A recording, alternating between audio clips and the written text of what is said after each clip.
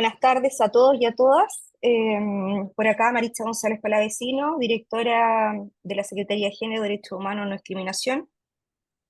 El día de hoy nos aboca el tema de la ley Karin. El objeto de esta reunión es que nos podamos capacitar como fiscales y fiscalas de todo Chile y también aquellos que se han integrado como son funcionarios, que la idea también es que todos nos unamos, entendamos de qué es lo que se trata. Hay muchos, digamos, resquemores, miedos por parte de algunos, de que esta ley pueda significar a veces, digamos, denuncias falsas o no falsas, pero la verdad es que yo creo que siempre todo lo que viene dice relación con mejorar nuestro estado dentro de este trabajo del Ministerio Público, en donde se nos va gran parte de nuestro tiempo, incluso pasamos más tiempo que con nuestras familias. Les doy a todos la bienvenida y la idea es aprovechar estas instancias, ya que lamentablemente al día de hoy, a más de un mes de haberse publicado, promulgado y ya está vigente la ley del Karim, no hay nadie del Ministerio Público a nivel nacional que nos haya capacitado, que además nos haya enviado algún tipo de protocolo que ya debería estar vigente, así como lo tiene el PJUD a lo largo de todo Chile. Por lo tanto, de aquí también podemos sacar varias ideas, las preocupaciones de cada uno y cada una, para poder también hacerlas llegar a la Fiscalía Nacional.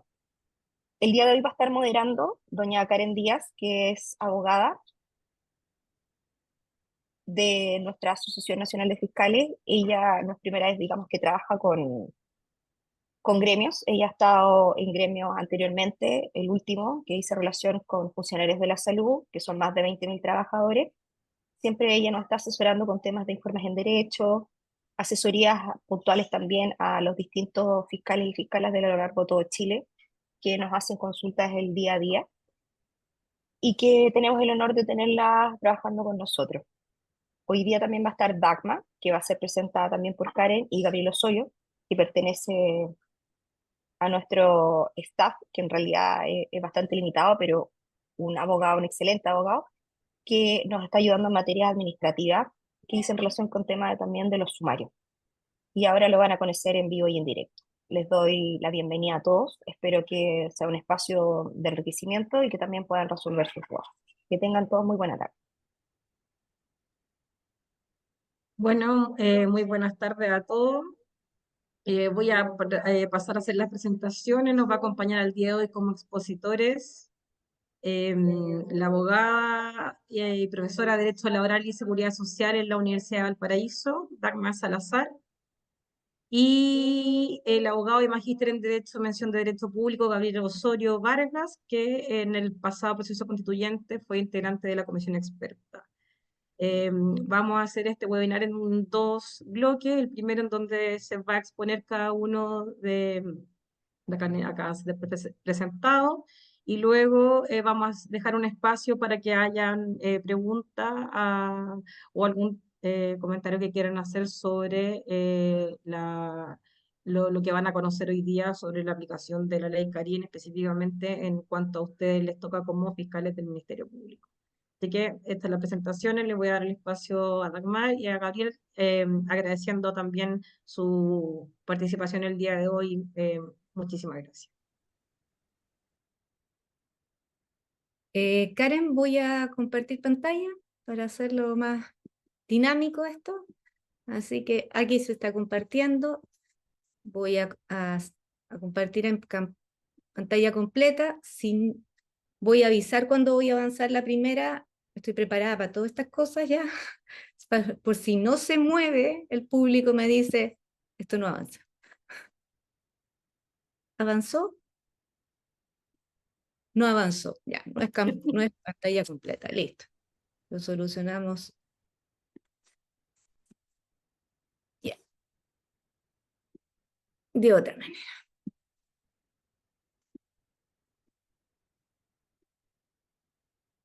Bueno, como señala Karen, mi nombre es Dagmar Salazar, soy abogada de la Defensoría. Soy abogada de la Universidad de Valparaíso. Me especializo en género y aunque ustedes, yo sé que sienten un poco lejos o lejana esta ley, no es tan lejana por las razones muy claras que les va a dar Gabriel. Pero bueno, la ley 21.643 o ley Karin, que es, yo no soy amiga de ponerle nombre a las leyes, pero en este caso el nombre responde básicamente a una forma de darle un reconocimiento a esta trabajadora, modifica el Código del Trabajo y otros cuerpos legales en materia de, y aquí cantan, es un triángulo: la prevención, la investigación y la sanción del acoso laboral, sexual y una nueva figura que se va a llamar violencia en el trabajo. Bueno, esta ley tiene ciertos antecedentes jurídicos y humanos. Dentro de los antecedentes jurídicos encontramos obviamente el convenio 190 de la Organización Internacional del Trabajo, que se aprobó el año 2019, sobre eliminación de la violencia y el acoso en el mundo del trabajo. Este convenio fue ratificado por Chile, fue publicado en en octubre del año 2023, y respecto a esta norma, es la primera norma internacional del trabajo que proporciona un marco común para prevenir, remediar y eliminar la violencia y el acoso en el mundo del trabajo, incluido la violencia y el acoso por razón de género. ¿Por qué hago tanto hincapié en esto? Porque hasta el año 2019 los problemas de la OIT eran el trabajo decente, la precariedad, pero el año 2019 se toma conciencia que uno de los grandes problemas que hay dentro de las organizaciones laborales es la violencia y el acoso.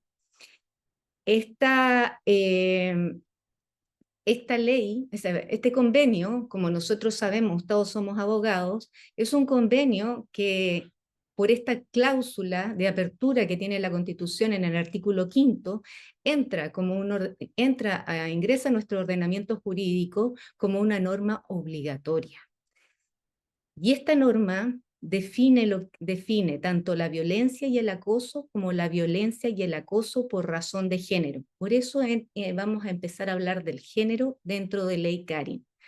Y otra de las razones por las cuales como antecedente de esta ley es justamente Karin Salgado, que fue una trabajadora de la salud, era una TENS, que, producto de haber participado en un sumario administrativo como testigo,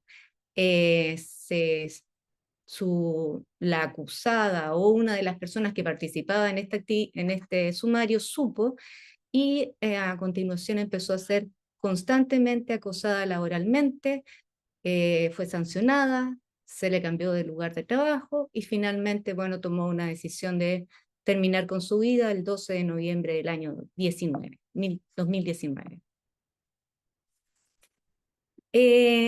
¿Cuáles son las modificaciones del Código del Trabajo y que justamente van a afectar a todo al ordenamiento jurídico? Normalmente, en este lado, que es mi izquierda y derecha para ustedes, las relaciones laborales, se señalaba el artículo 2º del Código del Trabajo que las relaciones laborales deberán siempre fundarse en un trato compatible con la dignidad de la persona, siendo contrario a ello el acoso laboral y el acoso sexual. Sin embargo, ahora con la ley Karin, se señala que las relaciones laborales deberán siempre fundarse en un trato libre de violencia, que es lo que se incorpora, compatible con la dignidad de la persona y con perspectiva de género, lo que para efectos de este código implica la adopción de medidas tendientes a promover la igualdad y a erradicar la discriminación basada en dicho motivo, siendo contraria a lo anterior las conductas de acoso laboral, acoso sexual, vamos igual, y una tercera figura, la violencia en el trabajo ejercida por terceros ajenos a la relación laboral. Los funcionarios públicos como que ya conocían esta figura de los terceros. Pero ¿qué es el género? Y voy a explicarlo solamente en 2 imágenes para que no cansarlo. ¿Y por qué la ley Karin habla de ello? El género El género está conformado por dos conceptos: estereotipos de género y roles de género. El estereotipo de género se puede entender como aquellas creencias, manifestaciones, ideas, prejuicios de lo que es ser masculino, de lo que es masculino y de lo que es femenino. ¿Qué es lo femenino? La dulzura, la paciencia, parece que no soy muy femenina, pero bueno. Y lo masculino normalmente se asocia con la lógica, con el liderazgo, la fuerza. Y estos dos conceptos, estereotipo y rol de género, justamente determinan lo que debe ser una persona. Y el rol de género también me determina lo que yo debo ser en razón de mi sexo. Si yo soy mujer, generalmente seré trabajadora de casa particular, enfermera, vendedora, profesora. Si soy hombre, generalmente, no siempre, seré carpintero, trabajador de la construcción, ingeniero. En definitiva, el sexo me determina y el estereotipo me obliga a ser como la sociedad quiere que sea. Esto es claramente desigualdad y una falta de neutralidad. Entonces, ¿qué es la perspectiva de género? Es un instrumento para superar esa desigualdad. Esa es la idea. Pero técnicamente, yendo al aspecto técnico de la palabra perspectiva de género, es una categoría de análisis, es una forma de ver un problema. Si yo veo a un hombre y una mujer discutiendo y aplico la perspectiva de género, si los veo discutiendo dentro del hogar, entenderé que es una pelea de una pareja, una pelea doméstica, podríamos decir. Pero si veo a un hombre y a una mujer discutiendo fuera del hogar, en un lugar público, le daré otra connotación. Eso justamente son formas de analizar. Pero ¿qué es lo que busca esta perspectiva de género? Busca describir, analizar y comprender las características que definen a las mujeres y a los hombres. La perspectiva no es ciega a los hombres, justamente busca mirar al hombre y a la mujer, sus diferencias y sus semejanzas. También mira el contexto social y cultural en que ellos se mueven, cómo incide, y explica en gran parte este fenómeno que el derecho intenta prevenir, que es la violencia, en el caso de Ley Karim. También se aboca a las relaciones sociales que se dan entre ambos géneros. Es lo que se llama justamente esta relación sexo-género, esta relación de poder que es inconsciente, que se da entre los hombres y las mujeres. En toda la cultura siempre han habido dos sexos y siempre un sexo está sobre el otro. A eso hablo, por eso hablo de la subordinación, y además esto influye en cómo se toman las decisiones. Además, la perspectiva busca reconocer los conflictos institucionales, o sea, de los organismos y cotidianos que deben enfrentar las mujeres y las maneras en que lo hacen. Institucionalmente, las mujeres se ven enfrentadas a la maternidad, si están dentro de un organismo. ¿Cómo lo enfrentan? ¿Cómo lo resuelven? ¿Cuál es el apoyo? ¿Es un problema para la institución? ¿Es algo que pasa y que siempre ha pasado y que sabemos manejarlo? ¿Le va a afectar en su carrera profesional? Y finalmente, esta perspectiva aplica el análisis a todas las esferas de la vida, incluyendo el trabajo, la educación y cuestiones personales. ¿Y por qué es importante esto de las cuestiones personales? Porque cuando veamos violencia de género, acoso sexual, acoso laboral, no podemos evitar que tanto hombres como mujeres que sean acosados o violentados, separarlos o apartar en nuestro análisis de la realidad en la que ellos están insertos. Vamos, que nada avance. El artículo segundo, y voy a ser súper rápida para no... El artículo segundo del Código del Trabajo definió acoso sexual, acoso laboral y violencia en el trabajo de parte de terceros. El acoso sexual lo dejó exactamente igual. La definición es igual. Es una conducta que realiza una persona de forma indebida, por lo tanto un sujeto activo amplio, tanto el trabajador como el empleador, por cualquier medio, WhatsApp, Instagram, fax no, ya no, Facebook, por lo que se les ocurra, por eso voy rápido, por requerimientos de carácter, realizando un requerimiento de carácter sexual. Aquí el requerimiento de carácter sexual es bastante amplio. Justamente los profesores de Derecho del Trabajo hablamos de incorporar en el trabajo un elemento libidinoso y sexual que no corresponde a esta relación. A veces este acoso sexual puede ser horizontal, entre pares, o puede ser vertical, ascendente, o sea, descendente del empleado, del superior al inferior, o ascendente, puede haber un inferior que acose a su jefatura. Pueden haber invitaciones de carácter insistente, comentarios sobre mi forma de vestir, comentarios sobre mi vida íntima o no tener vida íntima. Generalmente el sujeto, normalmente las mujeres que tienen una familia monoparental, a veces son más acosadas que otras que están casadas o que tienen una pareja.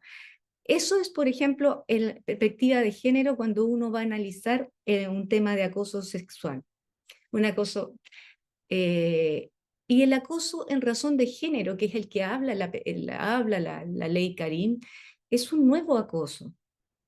Y se los explico de la siguiente manera. Hay lugares que están altamente masculinizados. Por ejemplo, el departamento de informática de una universidad. Solo hombres. Llega una mujer. Esta mujer empieza a ser víctima de acoso sexual, pero no es un acoso sexual que tenga una finalidad, que busque un acercamiento corporal o carnal con ella, sino que se le empieza a acosar con el fin de que ella abandone este club de Toby. En la doctrina norteamericana esto se llama acoso de fraternidad, es decir, los hombres acosan no solo a las mujeres, sino que acosan también a miembros de los grupos LGTBIQ y más, y también a hombres que asumen labores relacionadas con las responsabilidades, con la corresponsabilidad. Por ejemplo, hombres que hacen uso del permiso postnatal parental. Ellos son acosados en razón de género. Y aquí ustedes como fiscales pueden ser objeto obviamente de acoso sexual, y en este caso la acción que tendrían para interponer sería la tutela laboral, ya que los tribunales laborales se han declarado competentes para conocer cualquier tipo de vulneración, incluida el artículo 2, que estamos hablando de acoso laboral, en el artículo 485 y siguientes del Código del Trabajo. Esto no es nuevo, esto empieza el año 2013 con el caso Bucenius, o sea, la posibilidad que los funcionarios públicos entren bajo el amparo de las normas del trabajo. ¿Por qué? Porque el artículo 1 del Código del Trabajo señala que cualquier si un trabajador no se encuentra amparado en su estatuto por alguna norma, el Código del Trabajo es el llamado a ampararlo en esta circunstancia. Esa es más o menos que me pidieron que explicara un poquito el tema. El acoso laboral, como les dije, quedó exactamente igual. Sin embargo, para los profesores de Derecho Laboral, nos planteó un problema. Agregaron 3 palabras. que justamente esta agresión o estiramiento por parte del empleador o por uno o más trabajadores en contra de uno o más trabajadores por cualquier medio, ya sea que se manifieste una sola vez o de manera reiterada. Esta frase de una sola vez no existía. Cuando yo era acosado laboralmente, el tribunal, el sentenciador, me exigía que este acoso fuera reiterado. Ahora basta una sola vez.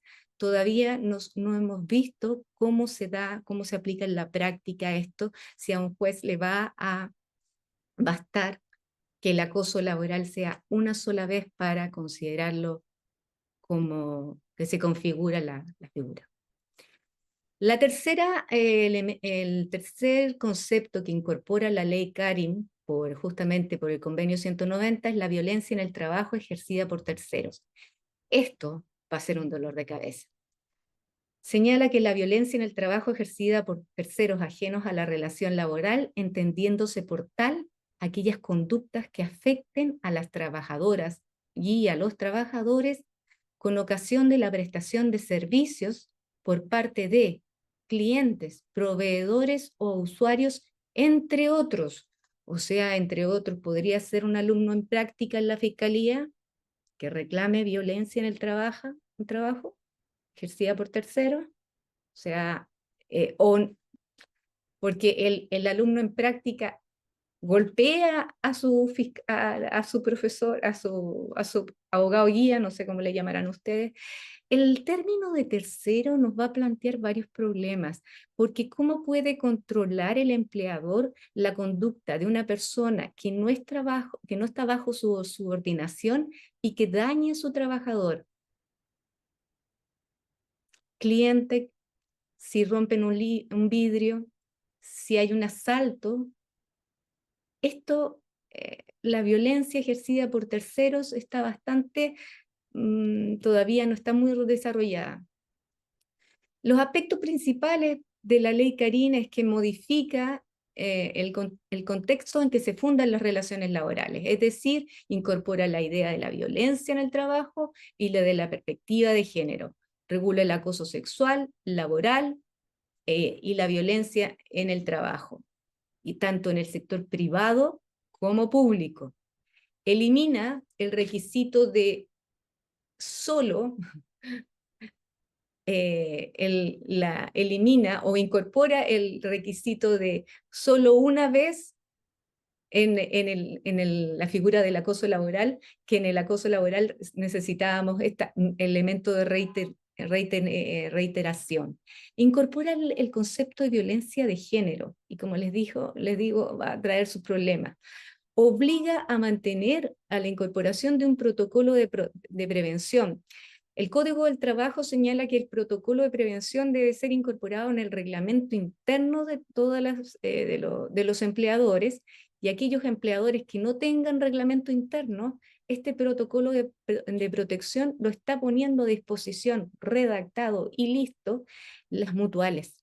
Así que no hay posibilidad de que un organismo señale que no puede redactar un protocolo de prevención. Hay un derecho ahora de los trabajadores para que se implementen medidas de resguardo y reconocimiento de atención psicológica temprana a para las personas trabajadoras de denunciantes. ¿A qué me refiero? El empleador va a tener que establecer medidas de resguardo, es decir, de manera previa y antes que acontezca cualquier situación de acoso o de violencia, va a tener que estar realizando un control permanente de las situaciones que pueda reconocer. Es decir, realmente para el empleador va a ser un trabajo permanente, diario, y el reconocimiento de la atención psicológica primaria, en que se va a traducir en el hecho que cuando yo tenga una víctima de violencia o de acoso sexual, voy a tener que derivarla de inmediato a la mutual. No voy a tener que estar yo preguntándome o yo llamando a la persona, haciendo casi mediaciones. Justamente la ley exige que sea derivada de inmediato y será la mutual quien determine si se configura o no se configura el acoso. Establece un sistema de investigación de acoso sexual y laboral y hay un refuerzo de la actividad tanto de la Dirección del Trabajo como de Contraloría. Respecto a este procedimiento de investigación del acoso laboral y sexual y violencia en el trabajo, esto lo estableció un reglamento del Ministerio de Trabajo y Previsión Social. Aunque ustedes no lo crean, la ley se dictó el 15 de enero, este reglamento fue muy esperado y recién salió el 7 de junio, porque recién los empleadores saben cómo se puede investigar. Y esta investigación debe sujetarse a 4 principios: la confidencialidad, la imparcialidad y la celeridad. Ojo, estas investigaciones deben durar no más de 30 días. Yo sé que un sumario administrativo dura años, pero Ley Carín exige que dure 30 días y debe realizarse con perspectiva de género. ¿Qué significa que se realice con perspectiva de género? Que el empleador debe designar preferentemente a un trabajador que cuente con una formación, no una certificación, una formación en materia de acoso, género o derechos fundamentales. No es como el tema de la inclusión, que debe ser certificado. Y finalmente, para terminar, ¿qué pasa hablamos de la prevención, de la investigación y ahora viene la sanción? Si el empleador reconoce que se incurrió justamente en acoso o en violencia, el reglamento interno en el ámbito laboral establece sanciones como cartas de amonestación, reducción de remuneraciones a un 25% diario, ese tipo de sanciones. También puede despedir al trabajador, en este caso invocando ya sea el artículo 160 letra B o F, es decir, por acoso sexual o por acoso laboral. Aquí el trabajador despedido podría demandar, podría impugnarlo ante el tribunal competente, y aquí vuelvo a ustedes. Si un fiscal es sometido a un procedimiento de investigación y es despedido y considera que es despedido de manera que no es procedente, podría recurrir al tribunal laboral mediante el procedimiento de tutela laboral, reclamando que le afectó su honra.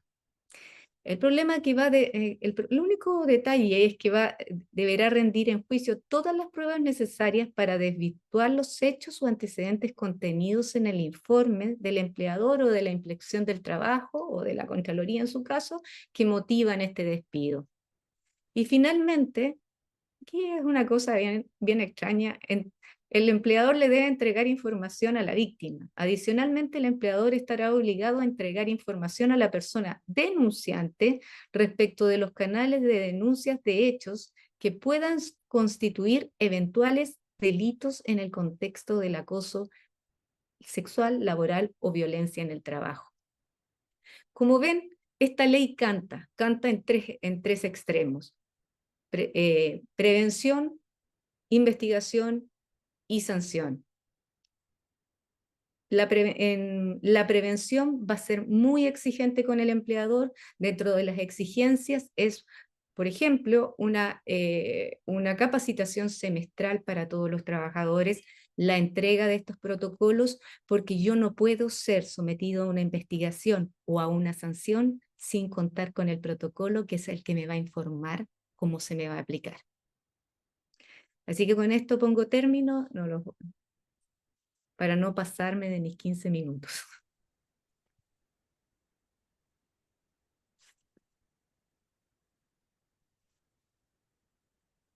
Gracias, Daggy, por tu exposición. Bueno, para los que se vienen integrando, vamos a dar paso al siguiente expositor, que es Gabriel Osorio, y luego daremos espacio para una ronda de preguntas.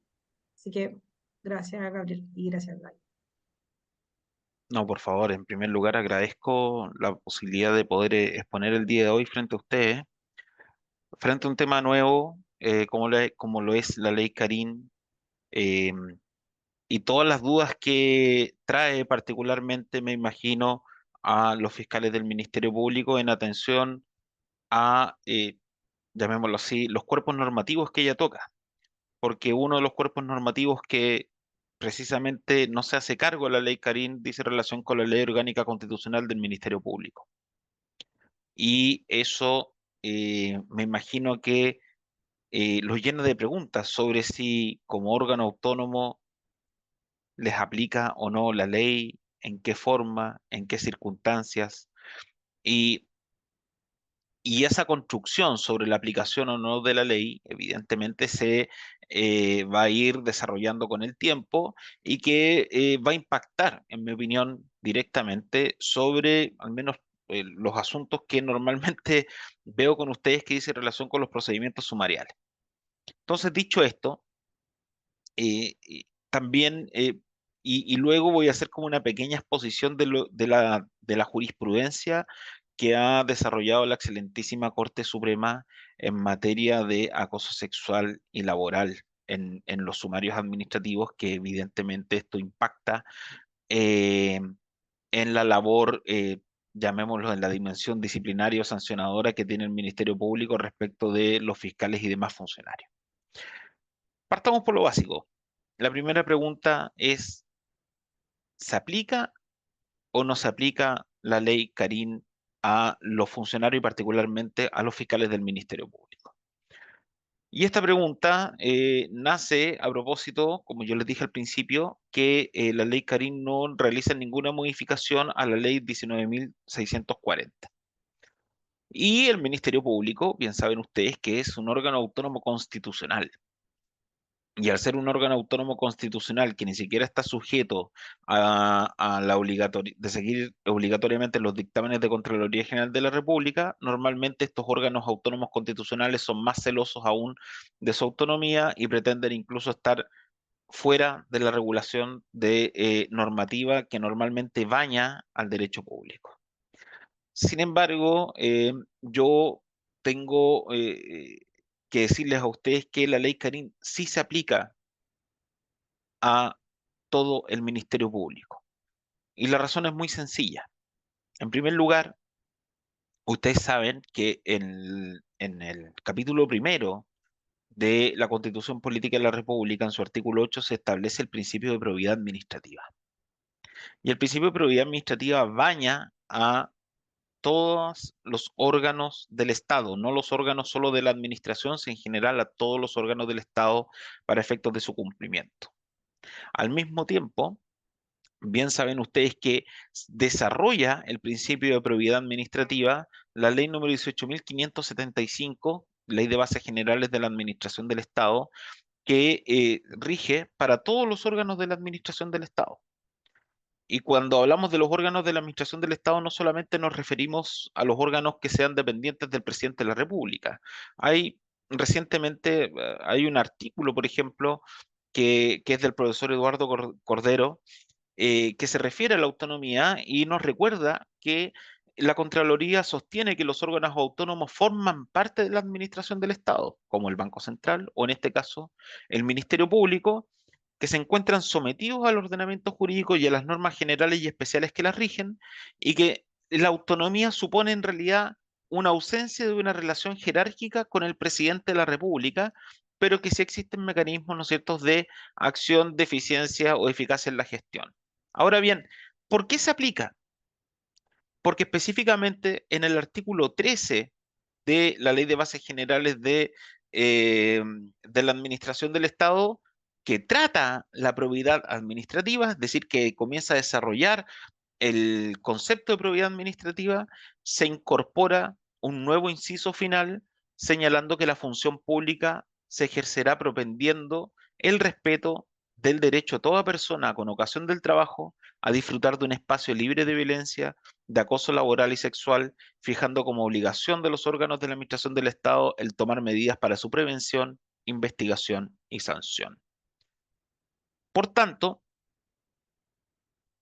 como elemento de la probidad administrativa, el hecho de generar espacios que sean libres de violencia y de evitar, en el fondo, el acoso sexual y laboral como deber y como parte del principio de probidad administrativa, necesariamente entonces la ley Carín, sus principios aplican directamente al Ministerio Público, siendo entonces los fiscales también estar sujetos a ella.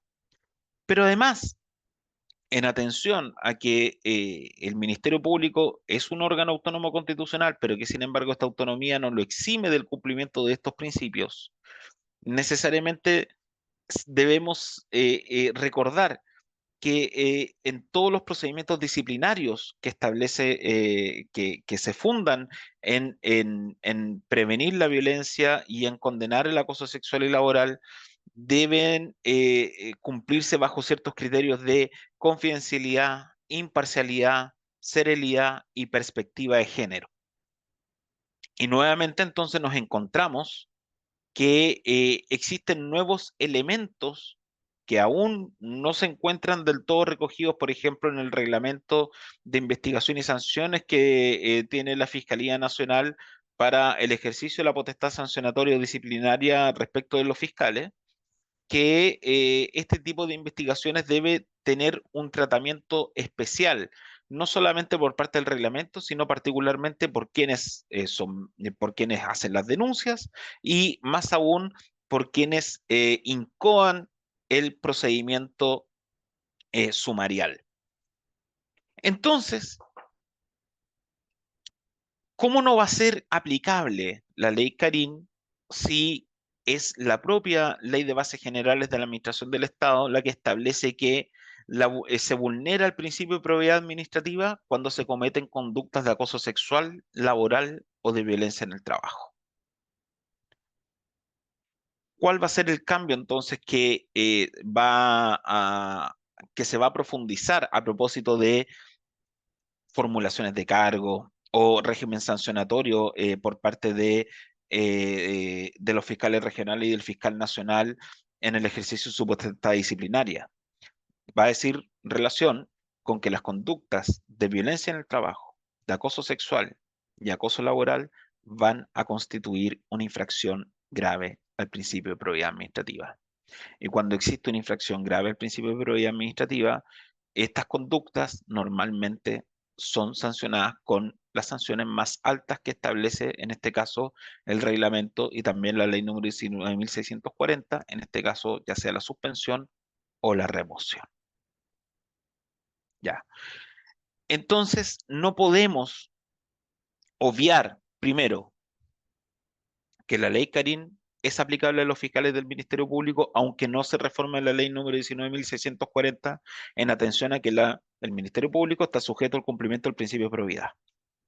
Dos, que la ley Carín es aplicable a los procedimientos disciplinarios y estos procedimientos disciplinarios, cuando ustedes los lleven como fiscales investigadores, deberán cumplir los principios de confidencialidad, imparcialidad, seriedad y perspectiva de género. Número tres, y lo más importante, que constituye una infracción grave al principio de probidad administrativa cometer acciones de violencia en el trabajo, acoso sexual o acoso laboral. Y para eso se hace aplicable las definiciones establecidas en el artículo 2 del Código del Trabajo. Entonces, no podemos nosotros poner en duda la aplicación de la ley respecto de los funcionarios y fiscales pues, de las personas que se desempeñan en el Ministerio Público, con todas las consecuencias que dicen en relación con los procedimientos disciplinarios en este caso.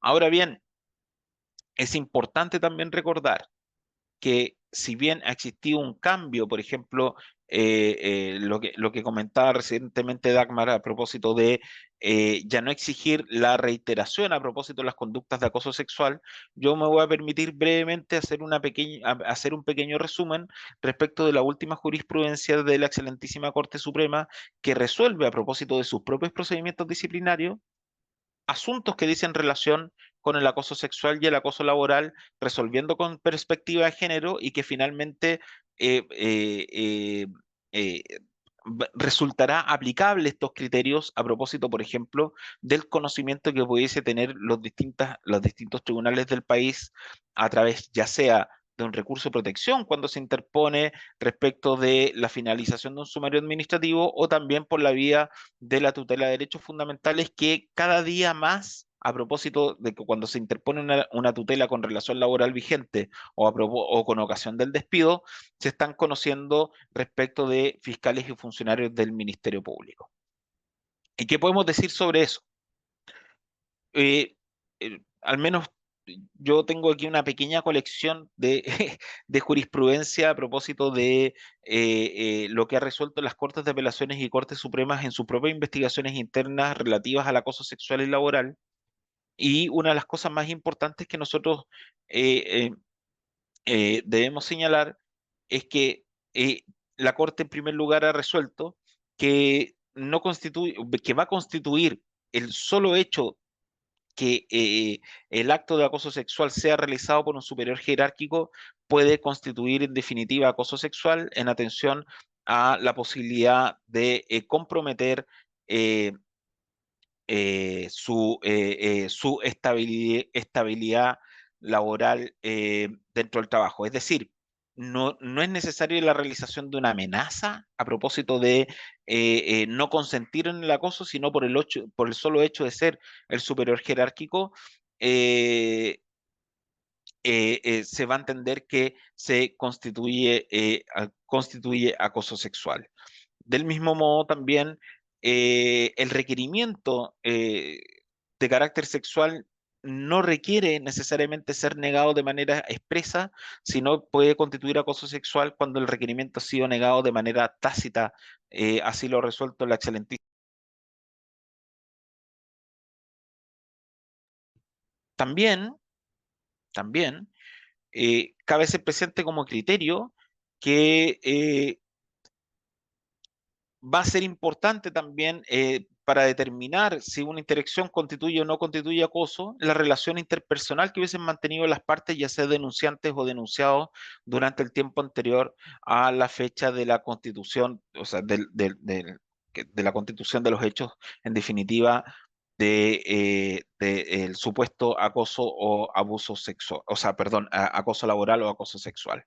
También ha señalado la Corte Suprema que es suficiente para acreditar la amenaza o perjuicio la sola circunstancia que los piropos provengan del superior jerárquico, como había dicho anteriormente. No excluye la responsabilidad la circunstancia que los requerimientos de carácter sexual no fueran negados explícitamente. También las circunstancias personales como los problemas de salud mental, adicción, alcohol, no tienen capacidad de morigerar o de atenuar las imputaciones por acoso sexual. Las conversaciones por mensajería instantánea tienen valor probatorio para efectos de verificar el acoso sexual. La declaración de la víctima puede ser suficiente para efectos de establecer o descartar una conducta reprochable. La formulación de preguntas respecto a la vida sexual de una denunciante no va a constituir acoso sexual si no se acompaña a requerimientos de esa naturaleza. Eh, Va a revestir mayor valor probatorio para la Corte Suprema que a la declaración de la víctima la circunstancia que los hechos relatados eran corroborados por testigos que hubiesen tenido de cierto modo conocimiento de ellos, aunque bien sabemos que normalmente las conductas de acoso sexual o acoso laboral se dan también de manera privada normalmente. Resulta suficiente también para acreditar la amenaza o perjuicio laboral, la circunstancia que la víctima fuese incorporada recientemente a la institución, mientras que el denunciado tuviese una larga trayectoria. La prueba en el contexto de contexto puede ser suficiente también para poder acreditar la verosimilitud de un relato de sobreacoso sexual. La prueba indiciaria, ha dicho la Corte Suprema, no siempre es suficiente, salvo que tuviese importancia para poder generar la convicción, más allá de toda duda, de la existencia del acoso. Y lo que ha dicho la Corte Suprema también es que para verificar un hecho constitutivo de acoso sexual, la prueba en el carácter testimonial debe ser precisa para configurar en definitiva el acoso. La aplicación de esta ley a propósito de la institucionalidad del Ministerio Público va a ser también relevante en la medida en que las autoridades del Ministerio Público den cumplimiento respecto a los protocolos que deben dictar a propósito de la ley Karim, pero fundamentalmente también al hecho que el reglamento de responsabilidad disciplinaria de los funcionarios y fiscales del Ministerio Público debe ser debidamente actualizado de manera tal de que cumpla con estos principios de celeridad, perspectiva de género, imparcialidad y también el debido cuidado a las víctimas.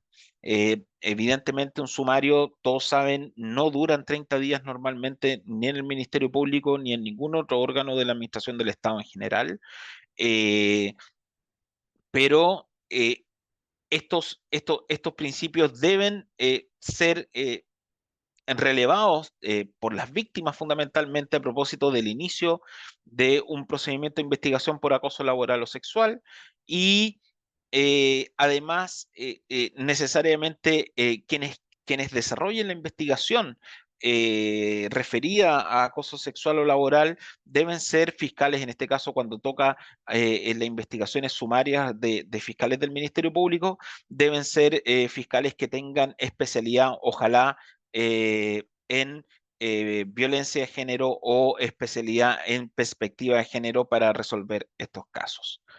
Es cuanto puedo señalar a propósito de la aplicación de la ley Karim a los fiscales del Ministerio Público. Muchas gracias. Muchísimas gracias, Gabriel, por toda tu exposición. Bueno, ahora damos unos minutos para quienes quieran hacer preguntas o algún comentario respecto de lo que, bueno, ahí hay una mano, así que le daré el paso a Flexible. Hola, muy buenas tardes. Gabriel, gusto nuevamente saludarte. ¿Se me escucha bien, no? Ya. Una pregunta para Gabriel y dos preguntas para Magda, fundamentalmente. Perdón, Dagmar.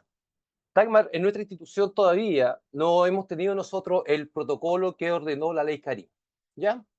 En ese orden de idea, de acuerdo a lo que tú detallaste, me parece que eso es irrelevante a esta altura, toda vez que las mutualidades tienen un protocolo, motivo por el cual no habría que esperar precisamente que salga un reglamento, ese protocolo del Ministerio Público, sino, en el caso de omisión de aquello, podemos nosotros usar aquel que ya ha establecido las mutualidades. Esa es una pregunta. Lo otro, dentro de lo que tú mencionaste, cuando se veía difícil un poco ver esta violencia de terceros hacia los empleadores, cómo el empleador puede, en otras palabras, tomar medidas respecto a un tercero para proteger a su trabajador, yo tengo la sensación que es al revés. Yo me coloco en la situación fiscal donde nosotros vamos a audiencia y donde somos, en forma bastante reiterada, vilipendiados, maltratados por terceros. Y eso tal vez obliga a nuestra institución para adoptar medidas de protección de nosotros para evitar ese contacto eventualmente con terceros. ¿Ya? No sé, yo lo había leído por ahí. Y lo otro que pregunto a Gabriel, también voy a hacer dos preguntas. Una de ellas, si tienes tu jurisprudencia respecto a los criterios de la Corte Suprema en relación a estimar cuando estamos en presencia de acoso laboral. Porque lo que tú señalaste, los criterios decían relación exclusivamente con acoso sexual. Yo ya pasé los 50 años, no me acosaron, creo que mientras más tiempo pasa en la institución, voy a ser menos objeto de acoso sexual. Ya uno se expone precisamente a acoso laboral. Y lo otro, cuando tú hablas del principio de celeridad que debe regir al fiscal instructor, y esto lo digo ¿por qué? Porque yo estoy en un sumario, bueno, he tenido varios, pero tengo uno de marzo del año pasado, se cerró la investigación en septiembre del año pasado, y resulta que me fulgaron cargos, ahora estamos hablando en julio de este año. Por lo tanto, yo entiendo que la investigación, yo no he sido fiscal sumariante, la investigación puede alargarse, pero una vez que se cierra la investigación, parece que los plazos son mucho más acotados y más definidos cuando ha sido resuelto el fiscal instructor. Motivo por el cual tú visualizas ahí que puede haber una infracción al principio de celeridad, cuando en realidad el tiempo de notificar de la función de cargo duró mucho más del cierre de la investigación sumaria. Esas son las dos consultas que le hago a cada uno de ustedes. Y muchas gracias. Hoy muy buena la exposición de ambos. Agradezco.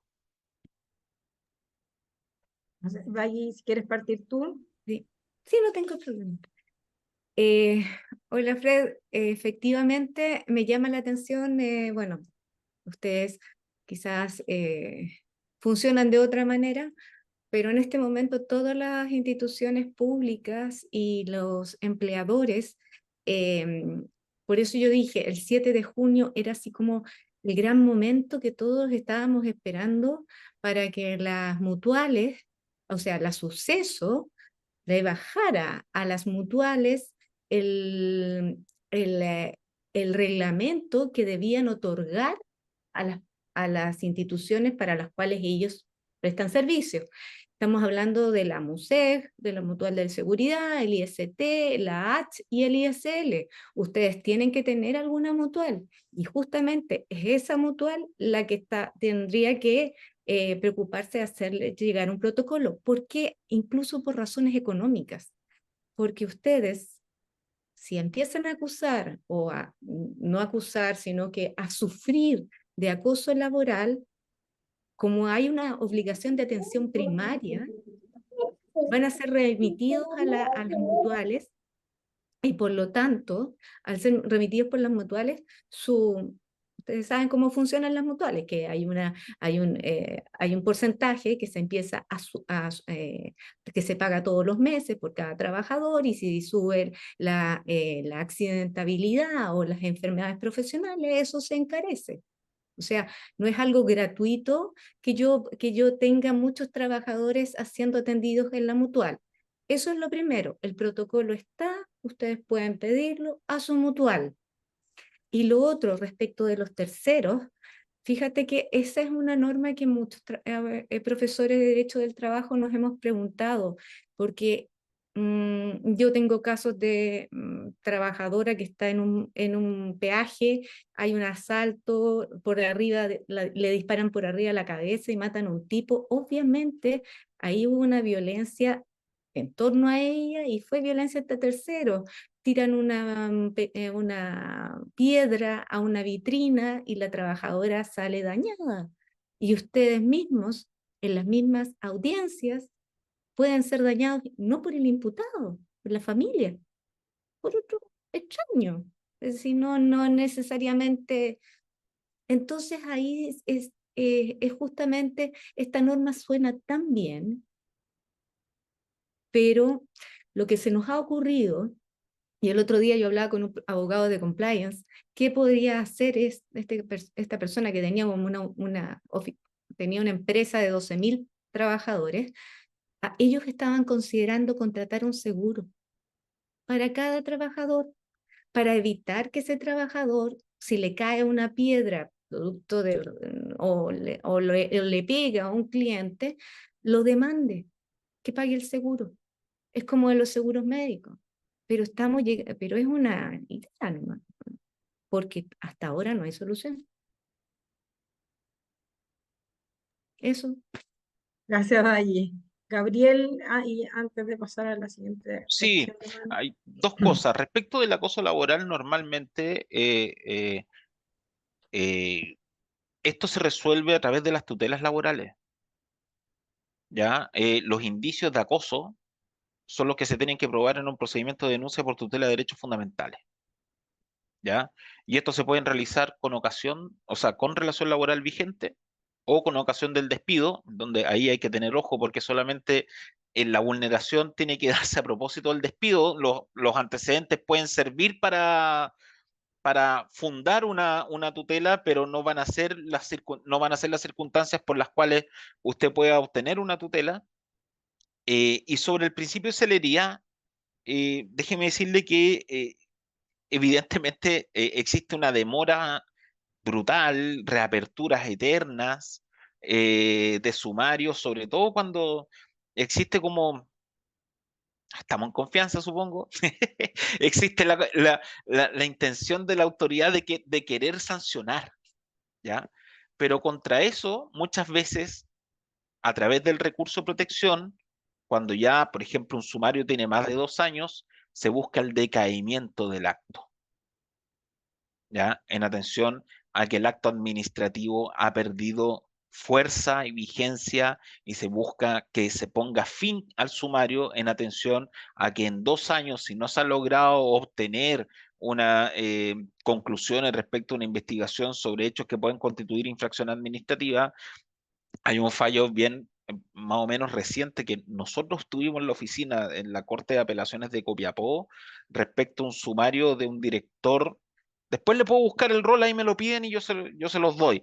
De un director de un hospital ahí en Copiapó, de un doctor, que lo están sometiendo a un sumario, 2 años, que lo sancionaban, que no, que apareció en la televisión, de hecho, fuimos nosotros. Y que se decretó el decaimiento del acto, evidentemente, porque se dieron cuenta que la utilización de la potestad disciplinaria era con otros fines más allá de la investigación. Entonces, respecto al principio de celeridad, siempre existen ciertos márgenes para la realización de un sumario, pero usted también tiene las herramientas fiscal para poder discutir el cierre en sede de protección. Es difícil, pero no imposible cuando esto se ha extendido más allá de un tiempo razonable. Gracias, Gabriel. Tenía la mano levantada Monlezum y luego Carolina Caballero. Sí, por acá, fiscal Monlezum, gracias. Para mi pregunta es para Gabriel. ¿No te molesta que te tutee, no? La primera No, pregunta por respeto. Ya. Tengo 3 tópicos de preguntas. La primera es, ¿cómo se va a regular? Porque ya señalaste que no estamos exentos de la aplicación de la ley Karim por este análisis, ¿no es cierto? Ahí ya me contestaste la primera pregunta, que era la primera que tenía anotada. Pero sí me hace ruido porque las conductas típicas de la ley Karim sí pueden entrar en conflicto con la tipicidad de las conductas reguladas por la ley orgánica y la potestad administrativa respecto a las sanciones por las cuales se hacen las investigaciones sumarias a los fiscales. Y creo que ahí sí puede haber un núcleo de conflicto en cuanto a la tipicidad. Entonces la pregunta es, dado lo anterior, ¿cómo se resolvería este conflicto de tipicidad de conductas de acoso sexual y de acoso laboral? Esa es la primera pregunta. La segunda pregunta es, las 3 son para ti. La segunda pregunta es, cuando refirieron que el investigador tenía que tener perspectiva de género. Me hace ruido porque, teniendo a la vista las conductas descritas en relación a la pregunta anterior, cuando se hacen las investigaciones internas, el sumariante es un fiscal jefe, que acá no tienen perspectiva de género. Por lo tanto, ¿cómo se va a hacer coincidir eso de que acá nos investigan a los fiscales adjuntos, a los fiscales jefes, que no tienen perspectiva de género? No lo digo como una crítica, digo porque no tienen la capacidad, la expertise, no la acreditación, porque estamos de acuerdo que esto no es acreditación, pero no tienen la expertise y por lo tanto ahí claramente se pierde un principio de igualdad, porque en definitiva uno es investigado por un par que solo tiene un apellido adicional. Y la tercera pregunta es, cuando mencionaste a propósito del recurso de protección, hay vasta jurisprudencia donde respecto a las investigaciones administrativas por acoso sexual o laboral, la Corte de Apelaciones declara inadmisibles los recursos de protección porque estima que no tiene competencia a la luz de la ley orgánica constitucional. Y más bien, nuestro derrotero ha sido que han sido desestimados los recursos de protección, o bien si se han acogido frente a la admisibilidad, cuando entran al fondo, el derrotero es el mismo. Quieren no meterse en la pata de los caballos porque es un organismo autónomo. Si nosotros nos metemos en la fiscalía, en algún minuto la fiscalía se va a meter por ahí también. Entonces me llama la atención cuando dice que esto se puede resolver, ya sea la celeridad del plazo, los 30 días, creo que no reviste ningún análisis, porque acá las investigaciones sumarias exceden con creces su propio plazo, inclusive, así que no creo que van a ir a la par de los 30 días. Pero me llama la atención que se pueda casi sostener que puede existir una viabilidad a través de un recurso de protección, cuando creo que el derrotero ha sido precisamente adverso al Ministerio Público y a los fiscales que han ido por esa vía judicial, donde creo que ha sido más bien bastante lamentable, digamos, la posición de las Cortes frente a las investigaciones internas de nuestros pares. Eso sería. Muchas gracias. ya. ¿Puedo contestar al tiro? Voy a empezar de atrás hacia adelante sobre la protección. Sí, normalmente existe una confusión respecto a qué es lo que se denuncia en el fondo o contra qué se recurre en un recurso de protección. Si usted recurre en contra de la sanción administrativa, si recurre sobre el mérito del sumario, le va a ir mal siempre, así como usted lo dijo. ¿Por qué? Porque efectivamente las Cortes y el recurso de protección no es una instancia de revisión eh, tipo vía recurso de apelación de lo que es de una decisión administrativa, y efectivamente carecen de competencia. Para construir un recurso de protección, eh, lo que tiene que demostrarse en el recurso es un derecho constitucional indubitado que se encuentre afectado, ¿no es cierto? Y que esta afectación se haya producido a propósito del sumario. Entonces, normalmente, para que usted pueda pasar el umbral de la inadmisibilidad, que yo creo que es correcto lo que dice la Corte de Apelación. A mí no me parece mal que sigamos desnaturalizando el recurso de protección como una instancia pseudo contenciosa administrativa de revisión de actos de la administración, lamentablemente por falta de un tribunal contencioso, pero más allá de eso, lo que se debe reclamar en vía de un recurso de protección, por ejemplo, es la afectación de la igualdad ante la ley, la afectación de la ritualidad del sumario, respecto a las reaperturas reiteradas de un sumario, y sobre todo, también, en mi opinión y en mi experiencia, que he puesto varios recursos de protección por algunos de acá y no me ha ido mal al menos, que eh,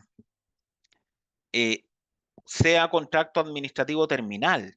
Esto es contra la decisión sancionatoria, ya sea del fiscal regional o que haya sido después confirmado por el fiscal nacional vía un recurso de apelación subsidiario. ¿Ya? Entonces, ¿existe la posibilidad de recurso de protección? Sí, pero el recurso de protección nunca va a ser una vía de revisión del mérito o de la decisión administrativa, sino fundamentalmente de vulneración de derechos fundamentales. Eso es lo primero, esa es la primera respuesta. Por eso no hay que confundir. Segundo, respecto a la perspectiva de género, la ley establece que sería preferible que una persona que realice una investigación en materia de acoso sexual o acoso laboral tenga especialidad o que haya sido capacitada en perspectiva de género. Es una norma programática, es una norma que me imagino que se va a ir cumpliendo a través del tiempo, como muchas de nuestras normas que establecen más bien principios y que frente a la posibilidad de existir eh, recursos para poder capacitar en materia de perspectiva de género, sería incluso mejor para el desarrollo de la actividad disciplinaria en el interior del Ministerio Público. Y sobre los conflictos entre la ley 19.640 y la ley Carín, yo quisiera hacer como un pequeño matiz con usted, fiscal. Primero, porque muchas veces lo que sucede es que las normas que se infraccionan no son normas legales, sino son normas meramente reglamentarias que se encuentran en el reglamento de funcionamiento, perdón, en el reglamento de los funcionarios fiscales del Ministerio Público. ¿Ya? Normalmente, al menos a mí me ha tocado en todos los sumarios que yo he visto respecto a ustedes, que las infracciones son reglamentarias y no son infracciones legales, salvo cuando se hace mención a propósito de las infracciones graves al principio de probidad administrativa o al artículo 2 del Código del Trabajo, que también aparece a propósito de el acoso laboral o sexual. Entonces, problemas de al menos de contradicción entre la ley orgánica y la ley Carín, en este caso, las reformas que ésta establece, o también respecto a las tareas que establece el propio reglamento, no veo esa contradicción, sino también distintas fuentes para poder fijar una infracción administrativa.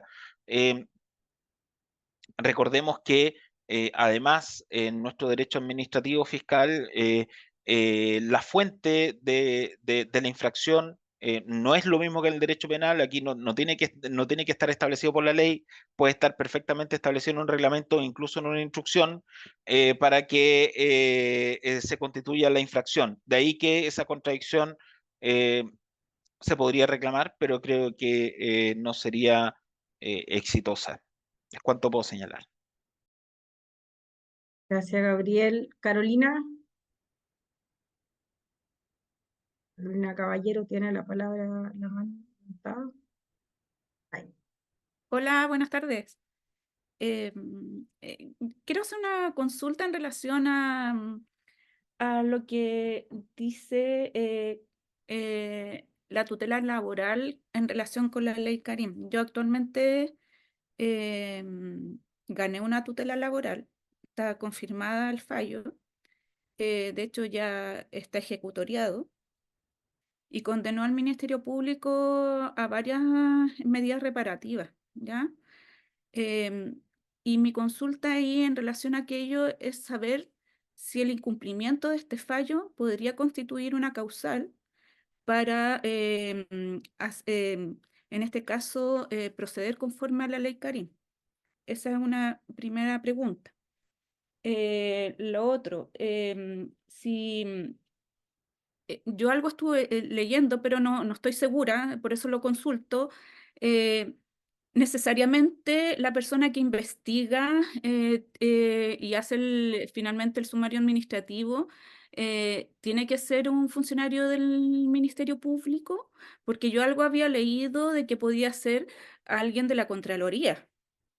¿Ya? Entonces, yo no sé si eso es aplicable al Ministerio Público, y eso lo digo ¿por qué? Porque considero que en el fondo quien realice, si la investigación en el Ministerio Público la hace un colega independiente que sea el jefe u otro, la verdad es que están todos involucrados, porque yo en mi caso de tutela laboral, em, en la denuncia que hice, en el juicio propiamente tal, todos, la mayoría, se iban en la lista de testigos del fiscal regional con el cual a quien yo demandé. Y había gente que no tenía idea de lo que había ocurrido, o sea, porque esto fue acoso laboral. Entonces, acoso laboral son actos velados, que nadie está presente, o sea, lo único que están presentes es el acosador y la acosada. Entonces, no había nadie presente y la mayoría, o sea, colegas, colegas fiscales, eh, asistentes de fiscal, administrador, fiscal jefe, y el fiscal jefe, que no tenía nada que ver en este cuento, también salió trasquilado en el fallo y hasta él lo condenaron por metido. Así es simple, por metete. Entonces, ¿qué ocurre? Que ahí esa va en mi pregunta. Uno, cuando yo denuncio, si yo denuncio, ¿puedo eventualmente, se puede sugerir o se puede pedir que no sea un funcionario de la misma Ministerio Público el que realice esta investigación? Porque la verdad es que con todo lo que he vivido, tengo total desconfianza del sistema y de cómo se llevan las investigaciones administrativas. Es más, yo en alguna oportunidad llevé una investigación administrativa años atrás y el fiscal regional de la época, incluso la persona que estaba siendo investigada, me llamaban a cada rato para dirigir qué es lo que yo tenía que decir o qué es lo que o cómo yo tenía que investigar. Entonces, eso bueno, no lo hice así. Yo propuse en esa oportunidad sancionar a la persona, ¿ya? Pero me refiero a cómo de esta forma uno puede también tener un procedimiento que sea, que cumpla con el hecho de que no exista ninguna intervención de nadie en esta investigación administrativa. Luego, lo otro, hay un plazo, yo no alcancé cuando ingresé, no podía escuchar, entonces hay un plazo para hacer alguna denuncia, la denuncia por actos que sean constitutivos de que estén consagrados en la ley Karim.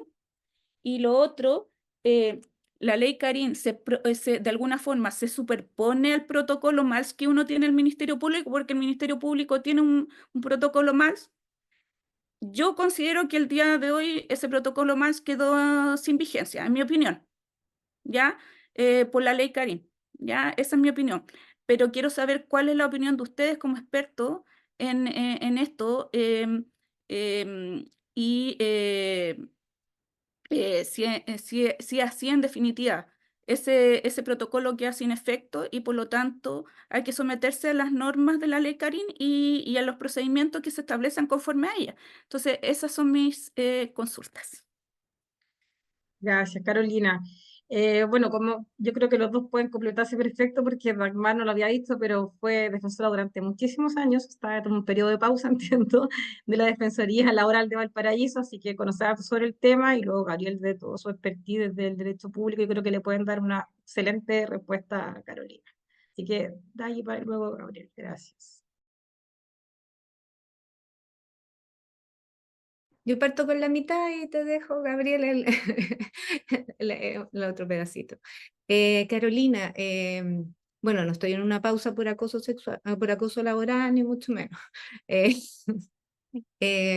A ver, cuando se habla, cuando habló el Código del Trabajo, justamente de esta persona, de este encargado de la investigación, solamente dice que el empleador deberá designar a una persona, empleador, a una persona que tenga una certificación, y no solamente en género, puede ser en acoso, en género o en derechos humanos. O sea, se abre un poquito las posibilidades.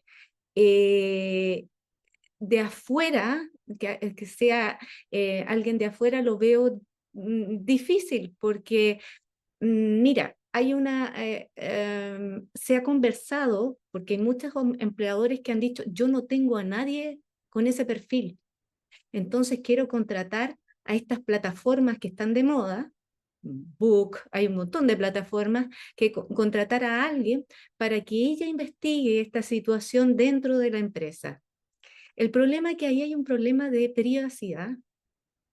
¿Puede el empleador abrir tu historia, la historia de las otras personas, de los otros afectados, a un tercero? Acuérdate que hay bueno, en materia laboral justamente hay una norma que prohíbe que el empleador revele datos personales de los trabajadores a los cuales tenga acceso. Entonces, ahí como que se topan los asuntos.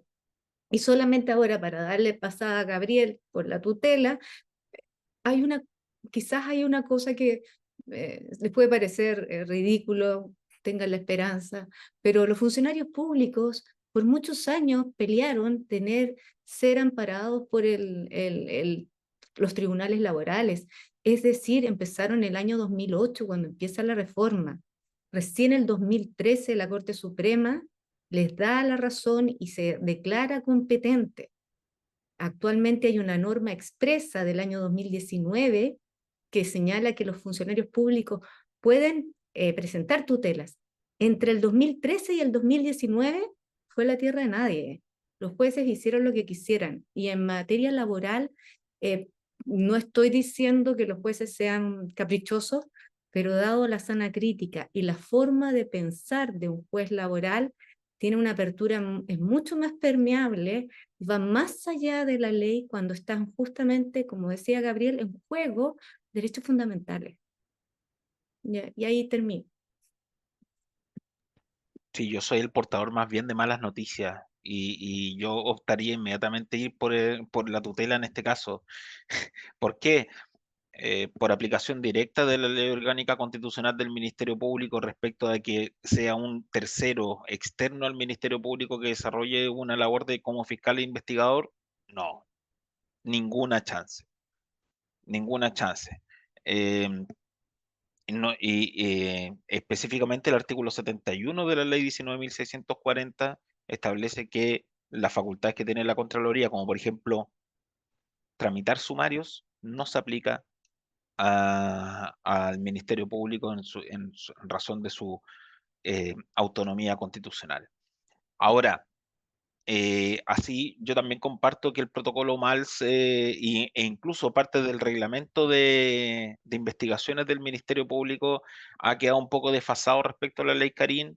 Eh, También va a ser tarea de los operadores jurídicos, esto es también los abogados que se dedican a la litigación en materia de sumario administrativo, los denunciantes, presionar a través de sus propias investigaciones la necesidad de la incorporación de estas normas.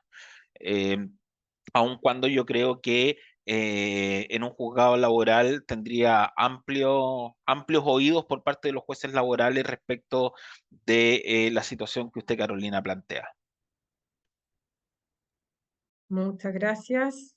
Bueno, no sé, no veo a lo menos más solicitudes de palabra, y habiendo cumplido el tiempo que se había destinado para esta jornada, le agradezco a Dagmar y a Gabriel por sus exposiciones, a la Secretaría de Género de la Asociación Nacional de Fiscales por haber gestionado este encuentro, y a todos quienes asistieron hoy para conocer con mayor profundidad la aplicación de la ley Carim. Así que muchísimas gracias a todos.